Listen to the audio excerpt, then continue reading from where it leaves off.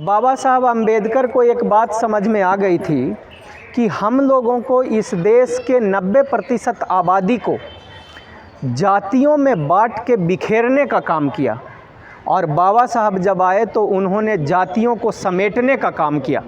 और उन्होंने समेट कर क्या किया, आपको आपकी जाति का नाम ख़त्म कर दिया और आपको कह दिया शेड्यूल कास्ट। किसी को कह दिया उन्होंने ACBC, जिसको OBC आप लोग कहते हो, कहा ना, यानी जाति ख़त्म कर दिया बाबा साहब ने। अब बाबा साहब का वंशज हूँ मैं, एडवोकेट प्रवीण कुमार भारती, तो मैंने कहा कि मैं बाबा साहब से थोड़ा सा आगे बढ़ने का प्रयास करता हूँ और SC ST OBC को भी हम ख़त्म करके हम डायमंड बना देते हैं। सही किया, गलत किया? बहुत बढ़िया। चलिए अब हम मुद्दे की बात करते हैं। और मैं फिर से एक बार शुरू करने से पहले आप लोगों को बता देता हूं कि आज का जो मुद्दा है वो बड़ा गंभीर है।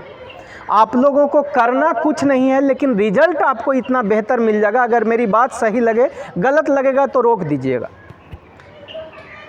देखिए, दिनेश भैया लगातार हमको एक बात बताते रहे कि सर एक काम कीजिए कि हमारे बच्चों को, हमारे पढ़े लिखे महिलाओं को, युवाओं को के लिए नौकरी और रोज़गार की व्यवस्था कीजिए।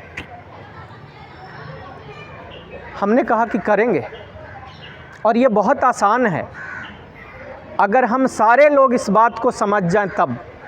और कैसे ये आसान है ये मैं आपको बताता हूँ। देखिए, आज जब मैं गलियों में घूमता हूँ, मैं झुग्गियों में घूमता रहता हूँ, घर घर जाता रहता हूँ, लोगों से मिल कर के पूछता हूँ और बात करता हूँ, तो जैसे मेरे भाई ने बताया, आज 98-100 में जो हमारे पढ़े लिखे बच्चे हैं वो बेरोज़गार हैं। पढ़े लिखे बच्चों में से 100 में 98 बेरोज़गार हैं। और उस बेरोज़गारी का वजह आपको बताता हूँ। उसका वजह कोई और नहीं, यहाँ पे बैठे हुए लोग हैं, यही जिम्मेदार हैं। आपका बच्चा अगर बेरोज़गार है, उसके लिए जिम्मेदार आप हो। आपके में दो कमियां हैं। एक तो कि आपके पास, आपने पढ़ा लिखा नहीं तो ज्ञान की कमी है, वो समय ने आपको ऐसा बनाया। लेकिन दूसरी जो सबसे बड़ी कमी है कि आपका बेटा, आपका भाई कोई एडवोकेट बन जाता है, पढ़ लिख जाता है और आपकी चिंता करता है कि हमारा समाज आगे कैसे बढ़ेगा, तो आप लोग कहते हो कि ऐसे ऐसे भाषण देने वाले तो कई आए और कई चले गए। मतलब अपने पढ़े लिखे लोगों का आप ईमानदारी से उसका इज्जत भी नहीं करते हो। और जब हम आज गलियों में जाते हैं तो लोग कहते हैं कि तुम अकेले क्या कर लोगे, कुछ नहीं कर पाओगे। तो फिर बाद में हम 2-4 साल के बाद मैं भी निराश होकर के घर में बैठ जाऊंगा। मैंने अपने दाल रोटी की व्यवस्था कर ली है, लेकिन आपके बच्चों का, चूँकि आप भी अनपढ़ हो, बुरा मत मानना, मतलब इसको उस तरीके से मैं नहीं कर रहा हूँ, मतलब आप सक्षम नहीं हो, और एक जो आपका बेटा, आपका भाई सक्षम है, उसकी आप सुन भी नहीं रहे हो, तो आपका बच्चा आने वाली पीढ़ियों में उसके बदन पे कपड़ा तक नहीं होगा, ये मेरा दावा है। तो मैं आपसे इतना निवेदन करता हूँ, मैं अपना बड़ाई करने नहीं आया हूँ आपके पास, लेकिन एक बात मानना पड़ेगा कि मैं पढ़ा हूँ और आपकी चिंता करता हूँ, तभी मैं गलियों में भटक रहा हूँ। तो मेरी बात को आप लोगों को मानना पड़ेगा और मानना चाहिए, ये मैं निवेदन करता हूँ। अब देखिए, मैं समझाता हूँ। मैंने अभी बैठे बैठे आप लोगों से सवाल पूछा है कि यहाँ विकास के कितने काम हो रहे हैं, नौकरी कहाँ से मिलता है, ये समझना आप लोग। समझाता हूँ मैं, थोड़ा सा समय लगेगा, लेकिन बहुत आसान शब्दों में समझाऊँगा। आपने वोट दिया, वोट से एक विधायक बना, एक काउंसलर बना, और फिर वो सरकार बनी। लेकिन कभी आपने सोचा कि जिसको हम वोट दे रहे हैं, क्या ये राजनीतिक पार्टी हमारे लोगों के विकास के लिए बनी है? इस पे आप लोगों ने कभी चिंतन और मनन नहीं किया। मैं सच बोल रहा हूँ? बस चिंतन करने की बात है और करना कुछ नहीं है। मैं फिर से कह रहा हूँ कि मैं जो दवा देने आया हूँ, ये एक खुराक में आपके बच्चों को नौकरी और रोज़गार दिलवाएगा, और करना भी कुछ नहीं है।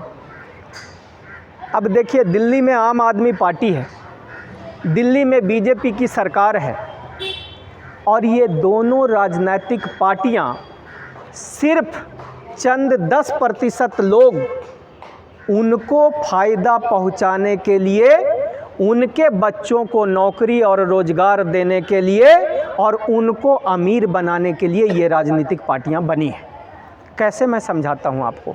अब देखिए, उस राजनीतिक पार्टी के हम सब दीवाने हैं, यहाँ सारे वोटर आम आदमी पार्टी के होंगे, लेकिन वो कैसे हमारा इस्तेमाल करता है अब मैं समझाता हूँ। उस राजनीतिक पार्टी को आपने वोट दे दिया, किस राजनीतिक पार्टी को? जो सिर्फ 10% लोगों को, 10% मतलब समझ रहे हो ना, मुझे नाम लेने की ज़रूरत नहीं है, हम 90 वाले लोग हैं। हम 90 वाले लोग जब यहाँ पे हैं तो कैसे हमारा विकास वो लोग रोक रहे हैं। अब देखिए, विकास कैसे होता है, जब ये सरकार होती है यहाँ पे, उस सरकार का 1 साल का बजट लगभग 76,000 करोड़ रुपया होता है, और उस 76,000 करोड़ का अगर हम डिवाइड कर दें तो 70 विधानसभा है, कम से कम 1,000 करोड़ रुपया एक विधानसभा के डेवलपमेंट में खर्च होना चाहिए या नहीं होना चाहिए? चलिए, यहाँ तक बात समझ में आ गई, यहाँ तक बात सही लग रही है आपको? मैं बता रहा हूँ कि आपके बच्चे बेरोज़गार क्यों हैं। चलिए, मैं कहता हूँ कि 1,000 करोड़ तो संभव नहीं है, क्योंकि सरकार के अपने खर्चे हैं, लोगों को सैलरी देनी है, उसकी मीटिंग करनी है।